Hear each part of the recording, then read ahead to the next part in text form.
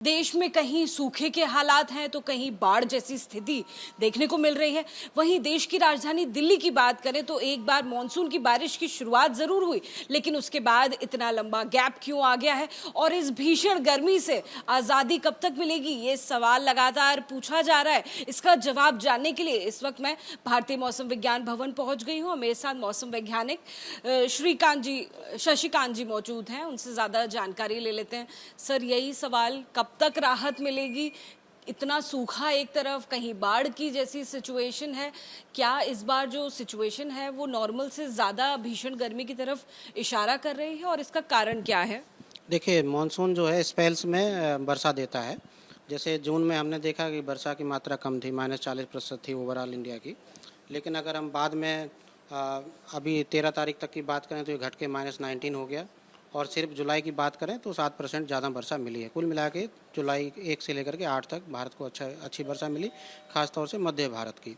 और अभी आने वाले 7 दिन की बात करें तो अभी एक लो प्रेशर एरिया बनने की संभावना उत्तरी बंगाल की खाड़ी उसके आसपास के क्षेत्रों में है। तो यहाँ पर एक बार मैप के जरिए प्लीज समझा दीजिएगा ये टेम्परेचर्स जो आपने डिस्प्ले किए। उसके प्रभाव में जो वर्षा को, पहले वर्षा की बात कर लेते हैं, तो जो ये वाला एरिया है उड़ीसा,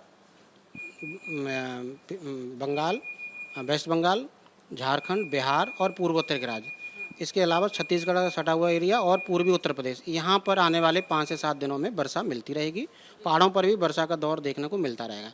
ये जो बाकी के क्षेत्र आप देख रहे हैं जिसमें राजस्थान है, मध्य प्रदेश, विदर्भ, छत्तीसगढ़, मराठवाड़ा, ग्रीन वाला जो पॉकेट्स हैं, यहाँ पर वर्षा ना के बराबर है। ज़्यादातर स्थानों पर राजस्थान, गुजरात, मध्य प्रदेश, ये सब ड्राई वेदर देखने मिले। और दिल्ली में भी कोई खास वर्षा पिछले 3 से 4 दिनों में आपको देखने को नहीं मिल रही है। क्यों नहीं हो रही है सर वर्षा, इसका क्या कारण है? उसका वजह है कि जो जुलाई के पहले सप्ताह में जो सिस्टम्स थे वो अभी सिस्टम नहीं, सिर्फ मानसून ट्रफ है। मानसून ट्रफ का जो पश्चिमी सिरा वो पहाड़ों की तरफ जा रहा है। इसकी वजह से पहाड़ों पर तो वर्षा मिलती रहेगी, परंतु जो मैदानी क्षेत्र उसमें ड्राई वेदर जैसी स्थितियाँ देखने को मिलती रहेंगी। अगर हम सिर्फ दिल्ली की बात करें तो 18 तारीख से थोड़ी सी क्लाउडिंग बढ़ने की संभावना है। 18-19 तारीख में बहुत ही हल्के स्तर की वर्षा एक बार देखने को मिलेगी। और 18-19 तारीख से ही संभावना ये है कि जो हमारा पश्चिमी तट है और ये जो पूरा ये बेल्ट है, जिसमें दोबारा से वर्षा मात्रात्मक रूप से बढ़ने की संभावना है। परंतु आने वाले 7 दिनों में सिर्फ पूर्वी भारत और पूर्वोत्तर राज्यों में वर्षा मिलती रहेगी।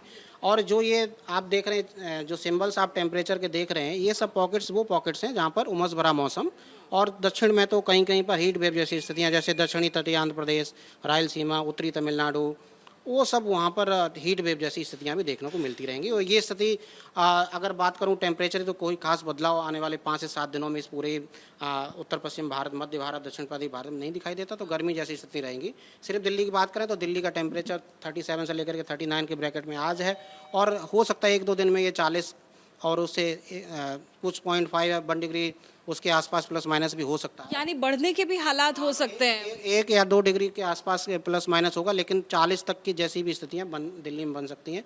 यानी 39-40 डिग्री सेल्सियस भी हो सकता है। और सामान्य से 3 से 5 डिग्री सेल्सियस, सामान्य से ज़्यादा भी टेम्परेचर फिलहाल मतलब थोड़ी बहुत बौछार की भी उम्मीद नहीं है। थोड़ी बहुत यही कि 18-19 में थोड़ी सी संभावना है। हालांकि अगर आज की बात करें तो सतही जो तेज़ हवाएं आपको बीच बीच में मिलती रहेंगी, जो थोड़ी सी राहत जैसी आपको देखने को मिलेगी। एक ये भी सवाल पूछना चाहूंगी, क्योंकि सोशल मीडिया पर ये दावा किया जा रहा है कि ये जो गर्मी और भीषण गर्मी का असर देखने को मिल रहा है दिल्ली और इस पूरे रीजन में, ये थार डेजर्ट और पाकिस्तान की तरफ से आने वाली गर्म हवाओं की वजह से है, या पश्चिमी जो वेस्टर्न डिस्टर्बेंस है उसकी वजह से है।